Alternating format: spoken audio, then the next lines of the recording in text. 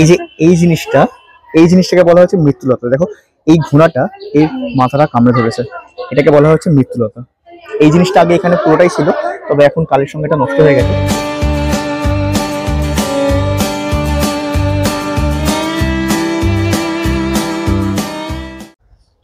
Good morning. আজ 14 ফেব্রুয়ারি, আজকে সরস্বতী পুজো। আর সরস্বতী পুজোর এই ছুটির দিনে আজকে আবার আমরা বেরিয়ে পড়েছি এক নতুন জায়গার উদ্দেশ্যে। এই স্টেশনের নাম দেখে বুঝতেই পারছেন যে কোথায় এসেছি। আজকে আমি এসেছি গুড়াপে। হুগলি জেলার মন্দির মানচিত্রে এই গুড়াপেরও কিন্তু বেশ একটা বড় ভূমিকা আছে। আর আজকে আমরা ঘুরে দেখবো এইখানেরই জমিদার নাগ বংশের তৈরি করা কিছু অতুলনীয় সুন্দর মন্দির। তো চলুন যাওয়া যাক এই মন্দিরগুলো দর্শন করতে। আমরা এই দিক দিয়ে গুড়াপ স্টেশন থেকে এলাম, আর এই হচ্ছে নন্দদলাল জিউ মন্দির। 1749 খ্রিস্টাব্দে তৈরি হয়েছিল এই মন্দির, আর তৈরি করেছিলেন এখানকারই জমিদার রামদেব নাগ। বর্ধমান রাজার দেওয়ান ছিলেন এই রামদেব নাগ, এবং তিনি 1749 খ্রিস্টাব্দে এইখানে গুড়াপে তৈরি করেন এই নন্দদুলাল টেম্পলটি। মন্দির খোলার সময়, আর ওই দেখুন লেখা রয়েছে 1749 খ্রিস্টাব্দ। চলুন ভেতরে ঢুকি।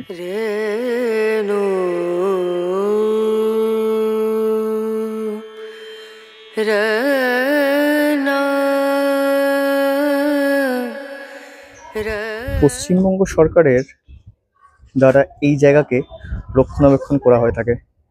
আর এই হলো মন্দিরের সামনের দিক।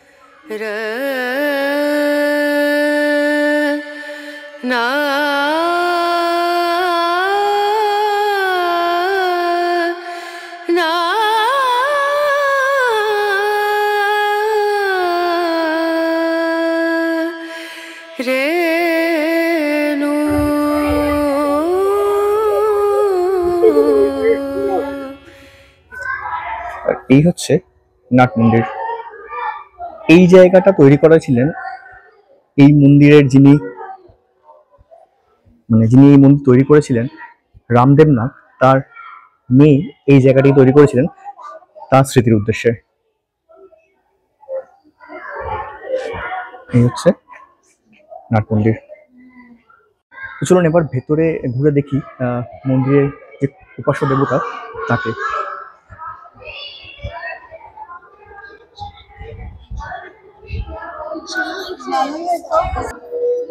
এই হচ্ছে এখানকার উপাস্য দেবতা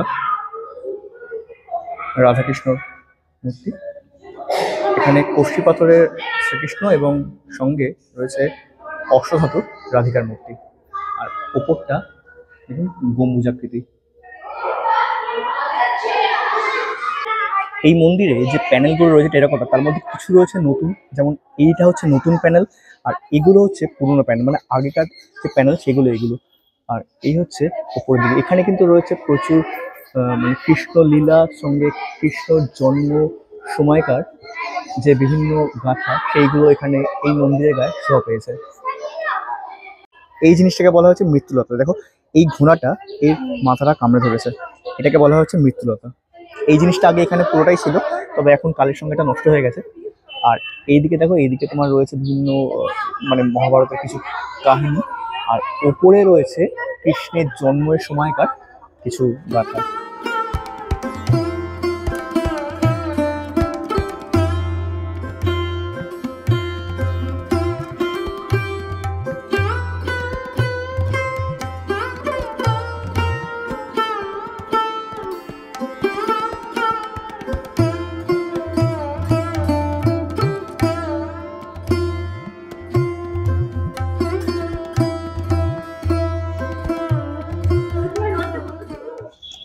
এখানে মাটি থেকে বেশ উঁচু ভিত্তির উপরই তৈরি করা এই মন্দিরগুলি। এই মন্দির চত্বরে আরো একটি মন্দির রয়েছে, সেটা হচ্ছে এই গোপেশ্বর শিব মন্দির। এখানে একটি শিবলিঙ্গ রাখা রয়েছে, আর এটিও কিন্তু একটি রেক দেউল শিল্পের মন্দির। এই দেখুন এখানেও রয়েছে কিছু টেরাকোটার কাজ, খুবই যৎসামান্য।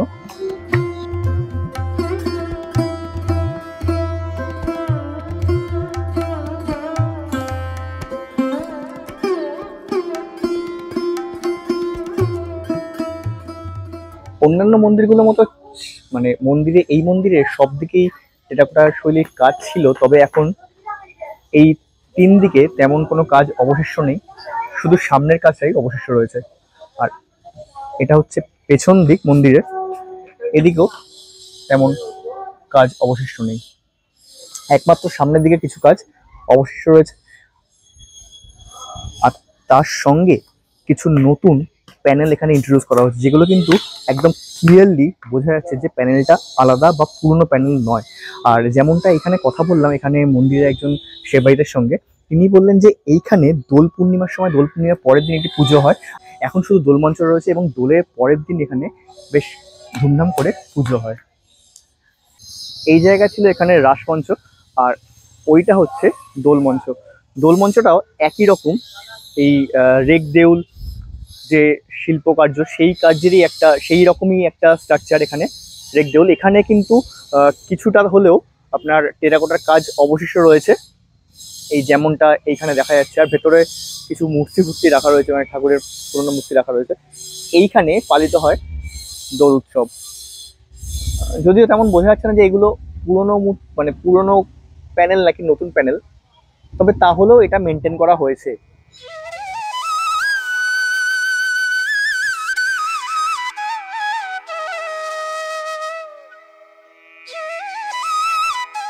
এবার দেখতে যাবো পঞ্চরত্ন শিব মন্দির। এটাও কিন্তু 19th সেঞ্চুরির দিকে তৈরি করেছিলেন এই নাগবংশেরই কোনো এক পুরুষ।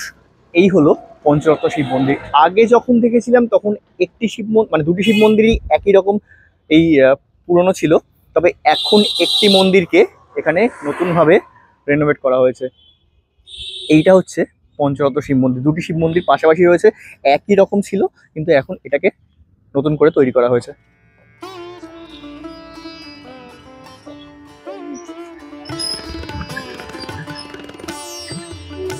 এই হলো পঞ্চরত্ন শৈলীর শিব মন্দির। কিছু টেরাকোটার কাজ এখানে এখনো অবশিষ্ট রয়েছে, যেমন এইখানে গণেশ, অন্যান্য দেবদেবীর যে মূর্তি সেগুলো রয়েছে। আর এই জিনিসটা তো সব জায়গাতেই দেখা যায়, এই শিবের যে মন্দিরের যে দরজার ঠিক মাথায় এই জিনিসটা ম্যাক্সিমাম মন্দিরে আমি দেখেছি। এদিকে কৃষ্ণের লীলার ছবি, মানে প্যানেল। আর মন্দিরের অন্য দিকের কাজগুলি এখন আর অবশিষ্ট নেই। এই হলো ভেতরের শিবলিঙ্গ। এই পাশের মন্দিরটা ছিল একদম আইডেন্টিক্যাল মন্দির, তবে সেটা এখন চেঞ্জ হয়েছে। এই দিকে কিছুটা কাজ অবশিষ্ট রয়েছে, মানে দেখা গেলে দুই দিকে কাজ অবশিষ্ট রয়েছে, বাকি দুই দিকের কাজ ধ্বংসপ্রাপ্ত। আর এরই পাশে রয়েছে আর একটা আইডেন্টিক্যাল মন্দির, তবে সেটাকে নতুন রূপে সাজিয়ে তোলা, রং করা হয়েছে। যদিও কিছু কিছু প্যানেল অবশিষ্ট রয়েছে, যেমন ওখানে একটি প্যানেল অবশিষ্ট রয়েছে। সামনের দিকে প্যানেলগুলো সবটাই ধ্বংস হয়ে গেছে, তাই জন্য এটাকে নতুন রূপে সাজিয়ে তোলা হয়েছে। পঞ্চরত্ন শিব মন্দিরের ঠিক পাশেই বাঁদিকে অবস্থিত নাগবংশের এই দুর্গা দালানটি। এই সামনে হলো নাগবংশের দুর্গা দালান, আর সামনে ওইখান দিয়ে গেলে যাবে হচ্ছে রামকৃষ্ণ মিশনের রাস্তা। আর এই জায়গাটি গুড়াপ স্টেশন থেকে মাত্র 1 কিলোমিটারের মধ্যে অবস্থিত। এই জায়গাটা আপনারা চাইলে গুড়াপ স্টেশন থেকে পায়ে হেঁটেও এই জায়গায় চলে আসতে পারেন। আর এবার যাচ্ছি আমরা রামকৃষ্ণ মঠের দিকে, তবে রামকৃষ্ণ মঠে ঢুকবো না। আর তার পাশেই অবস্থিত ম্যাথমেটিশিয়ান কেশবচন্দ্র নাগের বাড়ি দেখতে। এই দেখুন গুড়াপের রামকৃষ্ণ মিশনের এই দিক নির্দেশিকা এখানে রয়েছে। আর এই হলো কেশব নাগের শ্রদ্ধাঞ্জলি বেদী। আর ওই যে দূরে যে বাড়িটা দেখছেন ওটি হচ্ছে কেশব ধাম। এইখানেই থাকতেন ম্যাথমেটিশিয়ান কেশবচন্দ্র নাগ।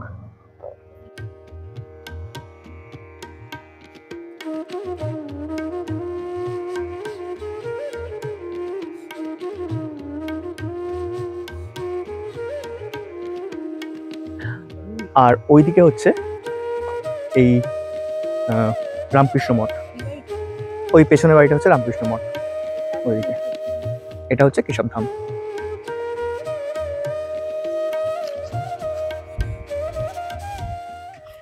এই নাগ বংশে কিন্তু এখনো পুজো হয়, দুর্গাপুজো, খুব সম্ভবত এটাই হচ্ছে ওনাদের দুর্গা মণ্ডপ বা এখানে দুর্গা পুজো হয়।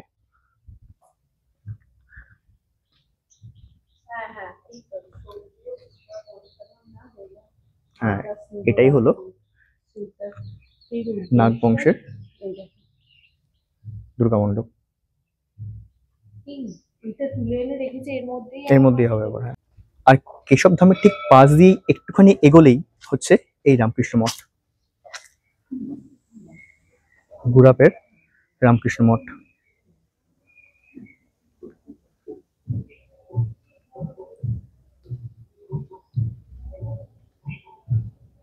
নতুন মন্দির তৈরি হয়েছে এখানে। রামকৃষ্ণ মিশন ও মঠের অষ্টম প্রেসিডেন্ট ছিলেন স্বামী বিশুদ্ধানন্দজি মহারাজ এবং তিনি জন্মগ্রহণ করেছিলেন গুড়াপেট এই বাড়িটিতেই, যেটি এখন রামকৃষ্ণ মিশন এবং আশ্রমে পরিণত হয়েছে। এই গ্রামের রাস্তা দিয়ে একটুখানি মানে হেঁটে হেঁটে গেলেই আপনারা কিন্তু এই শিব মন্দির বা এই পঞ্চরত্ন শৈলীর যে শিব মন্দির সেগুলো প্লাস কেশবধাম এগুলো দেখে নিতে পারবেন। আজকের এই ভিডিওটি যেখান থেকে শুরু করেছিলাম, মানে এই নন্দদুলালজি টেম্পলের সামনে থেকে, আবার আজকে শেষ করছি কিন্তু আমরা সেখানেই। আর এই ভিডিওটি কেমন লাগলো সেটি কিন্তু কমেন্ট করে জানাতে ভুলবেন না। আর যদি ভালো লাগে তাহলে অবশ্যই লাইক করবেন, শেয়ার করবেন আর সাবস্ক্রাইব করবেন আমাদের এই চ্যানেল ক্রিয়েশন থ্রু মাই আইসকে। দেখা হচ্ছে অন্য ভিডিওতে, অন্য কোথাও। নমস্কার।